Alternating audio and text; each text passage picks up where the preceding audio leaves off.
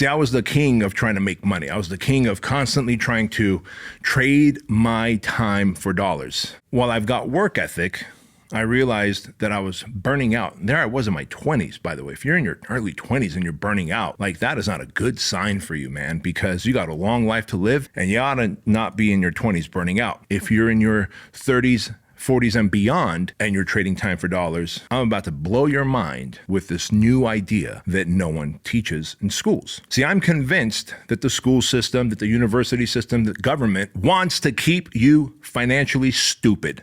They want to keep you money dumb. And the reason the system wants to keep you money dumb is so that you can continue to be a slave in the system. When I say you can continue to be a slave in the system, I mean using your time to trade it for money, to then ultimately get taxed on your income, to get taxed on the stuff that you buy, to pay property taxes on the house that you've already purchased, to get taxed on the car that you're already buying, to get tax, and Social Security and all these taxes. And before you know it, you got a peasy little piece of money left. Not enough to win your freedom, but just enough to stay on that hamster wheel and keep working for the man. And so I want to help you guys out in understanding the difference between making money. So you can make a lot of money. You can be rich. Being rich means you're making a lot of money because what you sell might be a high ticket item and might be high in demand, but without you, it won't work. But wealth creation is creating money passively and money growing for you while you are not working and trading your time for it. Now, if you can have a combination of the two, that is the best case scenario, right? I do want to let you guys know that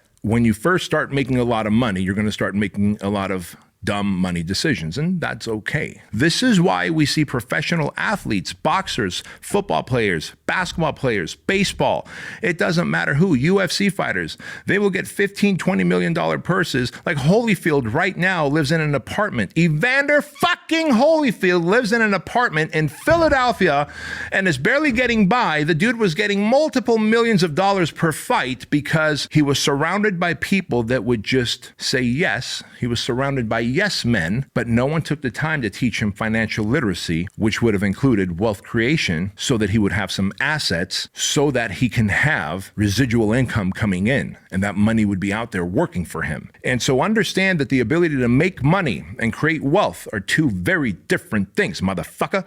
And if you do not know how to create wealth, I am here to teach you how to create wealth so that you will not end your stupid ass up in an apartment complex when you're in your 60s and 70s, because that would break my heart because I love you so much. So you need to understand something. First and foremost, credit is good. If you can keep good credit, meaning you pay your bills on time and you've got good credit north of 700, then you are in a position where whether you're buying a house or a car, understand that credit is good because we are, if you're an entrepreneur, you are in the business of putting your competition out of business. Never for a moment think that an entrepreneur's job is to go, oh, competition's good, right? And competition's fair, right? No, it's not. Competition is not good.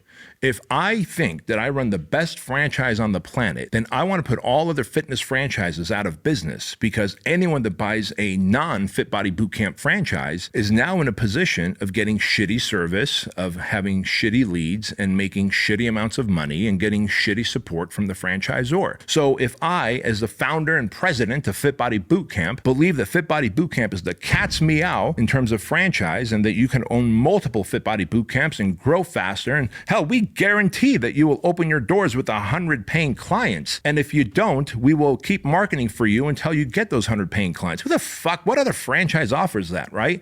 So of course I've got the obligation and duty to put my competition out of business. So don't for a moment think that competition is good and healthy. So now that we know that, and that you should leverage your credit and that you should never try and pay off anything, not even your house. If you live in a house and you're like, I can't wait to pay off my house because once I pay off my house, it's mine. When you pay off your house and you think you did a good thing, you didn't. You need to constantly pull money out on your house, not to do stupid things like buy a truck and lift it, but to do wise things like take money out on your house and go put money down on a duplex, which is now leveraging your money, because if you have that good credit that we talked about, you could buy a $500,000 duplex, right? Put 2 tenants in there. Now, between the 2 tenants, they're paying off your fucking mortgage for you, and you are making twice what the mortgage is, therefore saving yourself a shit ton of future interest that you would have to pay. The beauty of leverage is credit. And so if you can leverage credit, credit, you can also leverage other people. I have many businesses: True Lean Supplements, Fit Body Bootcamp. I co-own Fuel Hunt Apparel Company, a software company called Fit Pro Tracker, a ton of other businesses, right? Coaching businesses, etc. I leverage other people as well. I have leadership teams, a CEO, a vice president. I have a second in command for other companies, and they do the work and lead the people who sell the franchises or the supplements or the apparel or the software, and the people help generate more revenue. You can leverage others. Others can leverage you by asking the right questions, seeing how you make decisions, and learning to become an entrepreneur, and you should be happy about that. So understand that wealth creation, so as you're making money, you then become, or you have the opportunity to become wealthy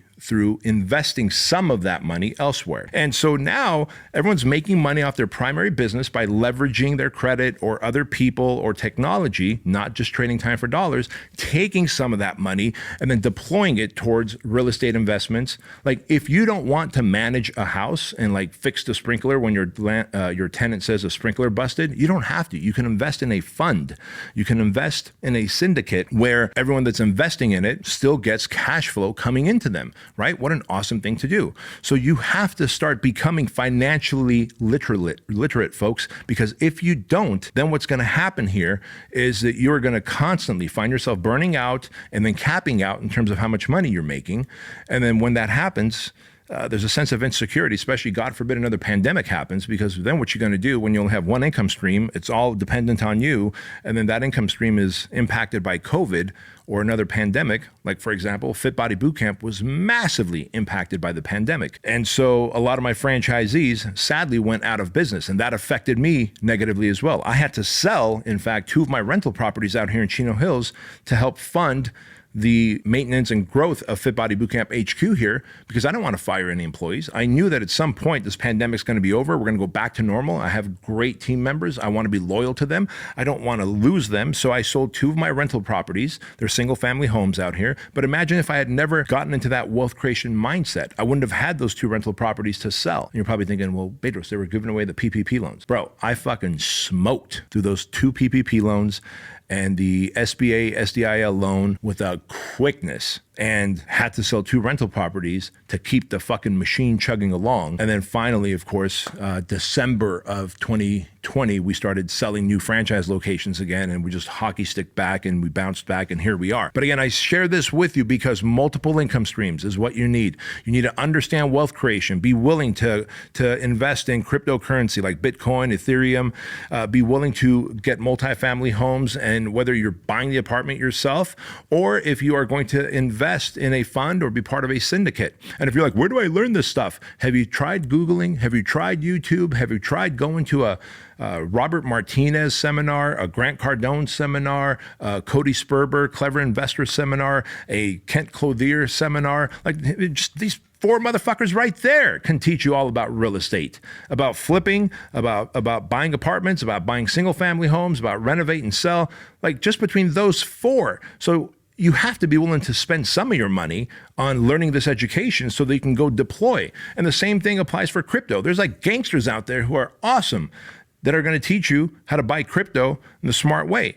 It's the strategies that I use.